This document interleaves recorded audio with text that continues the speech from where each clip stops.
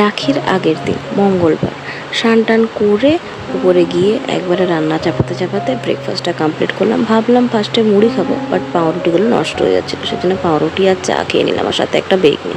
আর সোনা বাবাকে দেখো রান্নাঘরে শুয়ে দিয়েছি আমি। আর তা করতে করতে রান্না চাপিয়ে দিয়েছি আমি, মাছটা ভাজতে চাপিয়েছি। তা করতে করতে বৌদি ফোন করে বললো যে আমি আজকে গিয়ে রান্না করবো। আমার ছেলে ঠিক হয়ে গেছে। তা সোনা বাবাকে এখানে চান করার জন্য রেডি করছিলাম বলে ওর কান্না হচ্ছিলো, জামা খুলে দিয়েছিলাম সেই কারণে।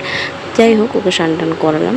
স্নান করানোর পরে তোমাদের সাথে আজকে লাঞ্চটা শেয়ার করলাম। লাঞ্চে আজকে তোমার দাদাভাইয়ের ফেভারিট একটা জিনিস হচ্ছিলো, সেটা হচ্ছে এই যে দেখতে পাচ্ছ বেগুন পোড়া। বহুদিন পর বেগুন পোড়া খাচ্ছি আর কি। আর সাথে মাছের ঝোল আর বাঁধাকপির তরকারি। আর এখানে সোনাবার সাথে তারপরে একটু খেলা করলাম। তারপরে একবারে সন্ধ্যাবেলা তোমাদের সাথে দেখা করলাম। আজকে চাউমিন বানিয়েছিলাম। তো চাউমিন আজকে 3টা জিনিস ছিল, চাউমিন ছিল, ম্যাগি ছিল আর পাস্তা ছিল, সব কিছু মিলিয়ে মিশিয়ে করলাম। তারপর সোনাবার সাথে একটু খেলা। তারপর মেয়ে রাত্রেবেলা নিয়ে এলো রাখি, কারণ কালকে হচ্ছে রাখি আর ভাইকে ফার্স্ট রাখি পরাবে।